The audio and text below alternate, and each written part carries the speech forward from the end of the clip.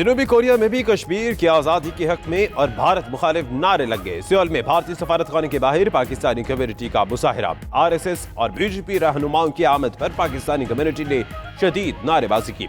उधर कराची में भी कश्मीरी भाइयों से यकजहती के लिए मुख्तलिफ सियासी और समाजी तंजीमों की रैली।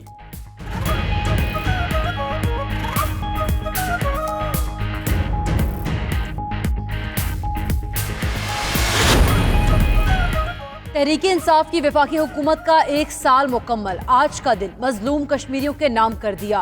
हुकूमती मुआविनीन ने 1 साल कारकर्दगी अवाम के सामने रखी। फिरदौस आशिकवान कहती हैं, पाकिस्तान के दरवाजे दुनिया के लिए खोले। टूरिज्म और मवासलात की पॉलिसी बनाई। मनी लॉन्ड्रिंग रोकने और आमदन बढ़ाने के लिए टैक्स नाकाम बनाई।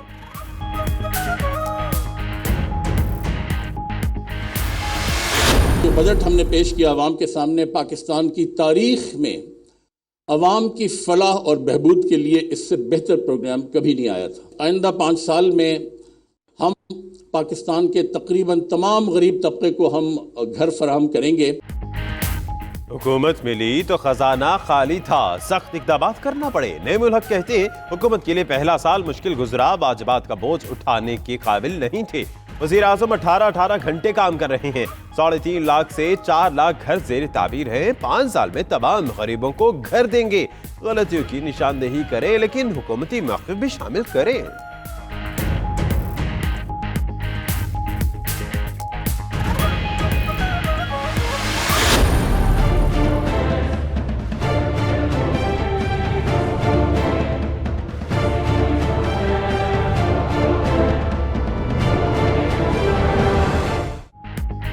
बेनामी असासों और अकाउंट्स के खिलाफ इनकलाबी इकदाम। इनकम टैक्स और सेल्स टैक्स गोशवारे बढ़ाने के लिए नए कवानीन।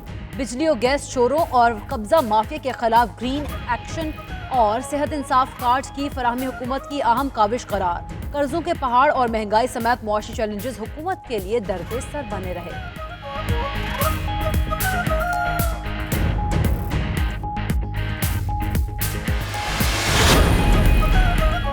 1 साल में 15 लाख लोग बेरोजगार हुए। महंगाई 3 गुना बढ़ गई। मरियम औरंगजेब कहती हैं, शरह तरक्की आधी रह गई।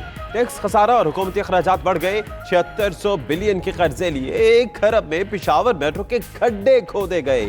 1 किलोमीटर सड़क या 1 मेगावाट बिजली का इजाफा नहीं हुआ। मुसद्दक मलिक बोले, दवाएं 400% महंगी हो गई। ना सनतें लग रही हैं, ना सरमायाकारी हो रही है।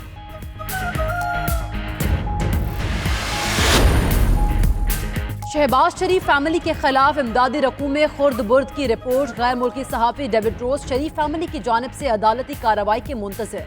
ट्वीट किया कि शहबाज शरीफ को बीवी और बच्चों को अदालत लाना होगा।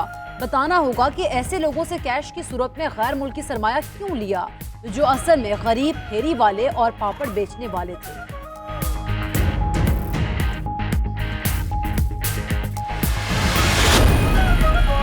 शहबाज शरीफ को कौम से मुआफ़ी मांगनी चाहिए। वज़ीर आला पंजाब के तर्जुमान शहबाज गिल का कहना है, शहबाज शरीफ मुआफ़ी नहीं मांगेंगे तो बरतानवी अखबार उन्हें नहीं छोड़ेगा। उन्होंने आवाम को बेवकूफ़ बनाने के लिए प्रेम पत्र लिखा था। जिस प्लाजे में 5 मंजिलों से ऊपर मंजिल नहीं थी, वहां ये 11वीं मंजिल खरीदते रहे हैं।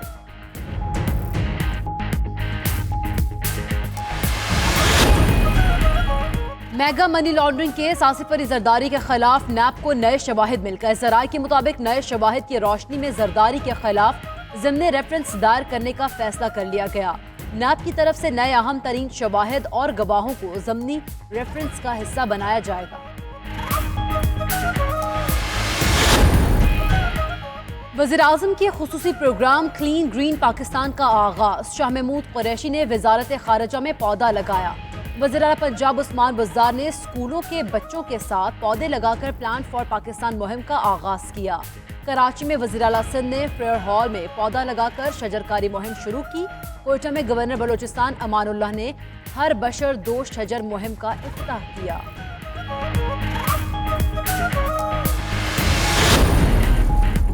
इंसानियत और बर्दाश्त का मादा खत्म।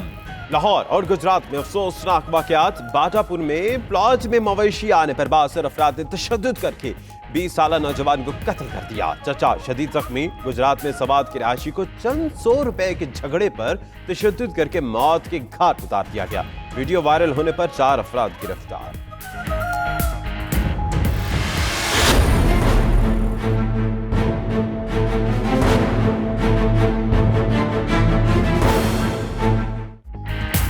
अफगानिस्तान के दारुल हुकूमत काबुल में दिलखराश वाकया, शादी हॉल में खुदकुश धमाका, 63 अफराद जाँ बहक, 182 जख्मी हो गए।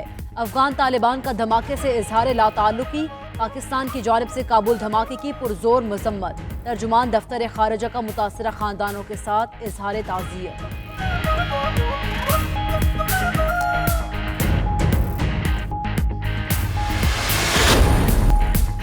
पाकिस्तानी फास्ट बॉलर हसन अली के निकाह की तैयारियां जोरों पर। फास्ट बॉलर सजने संवरने में मसरूफ, फेशियल कराया और हेयर स्टाइल भी तब्दील करा लिया। हसन अली और भारतीय लड़की सामिया का निकाह 20 अगस्त को दुबई में होगा।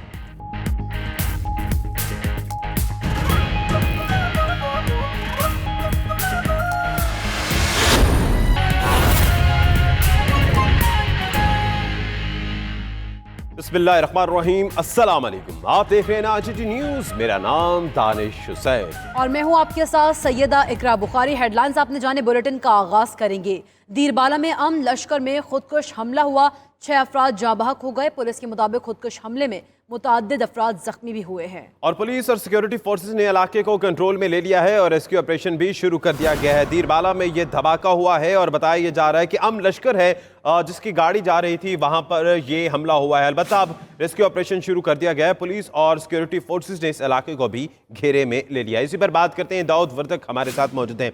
दाऊद, रेस्क्यू ऑपरेशन के बारे में हमें बताएगा और बताया ये भी जा रहा है, खबरें आ रही हैं कि चलती गाड़ी में धमाका हुआ, तो क्या इस बात का तयन हो सका? जी बिल्कुल, ये गुमाडंड हायागे का इलाका है जहाँ पर अमन लश्कर के जो मकामी रजाकार है तो वो नमाजी जनाजा में शिरकत के लिए जा रहे थे। इस दौरान उनकी गाड़ी पर धमाका हुआ है। पुलिस अब ये तफ्तीश कर रही है कि आया ये खुदकुश धमाका था या रिमोट कंट्रोल बम धमाका था।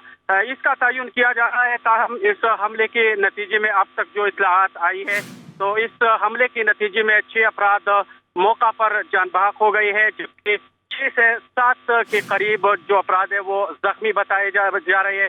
मेरी अभी थोड़ी देर कबल डीपीओ दीरबाला से बात हुई तो उनका ये कहना था कि धमाके की नौयत का ताहाल तयन नहीं किया गया है।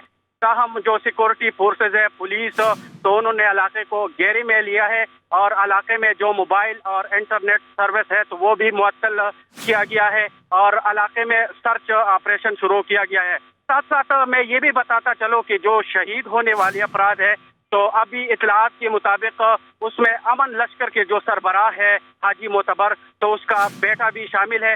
जख्मियों को एम्बुलेंसेस के जरिए DHQ अस्पताल दीर रवाना किया जा रहा है। ताहम इलाका काफी दूर है और दीर खास से वहाँ का मसाफत जो है 2 से 3 से है, तो अभी जो है वो जख्मियों और शुहदा को जो है वो रेस्क्यू किया जा रहा है। जी बहुत शुक्रिया आपका दाऊद वर्दक।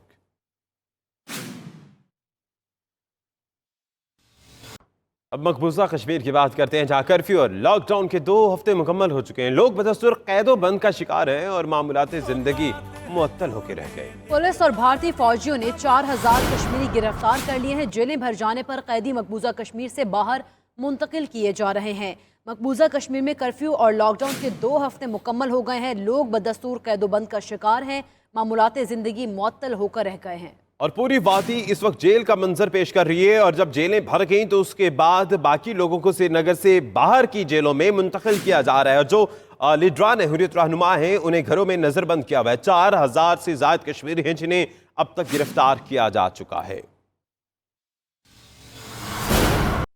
तो मोदी सरकार का खौफ, भारतीय अवाम सच बोलने से गुरेजा है और बाहर बैठे हिंदुस्तानी कश्मीरियों के हक में बोलने लगे। आलमी मीडिया पर मकबूजा कश्मीर से मुतालिक मोदी के फैसले पर मुसलसल तनकीद की जा रही है। भारतीयों ने मोदी के फैसले को वफाकी ढांचे को कमजोर करने की साजिश करार दे दिया है।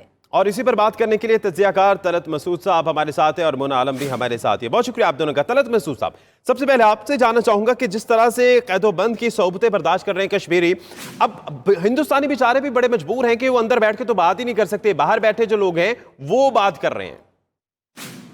देखिए, मैं समझता हूँ कि जो जिस किस्म से जुल्म किया है इंडिया ने और कर रहा है कश्मीर में, और जिस तरीके से बैनुल अक़वामी क़वानीन और जो एग्रीमेंट से उसको बिल्कुल रद्द कर दिया है और इसकी वजह से बैनुल अक़वामी सतह पर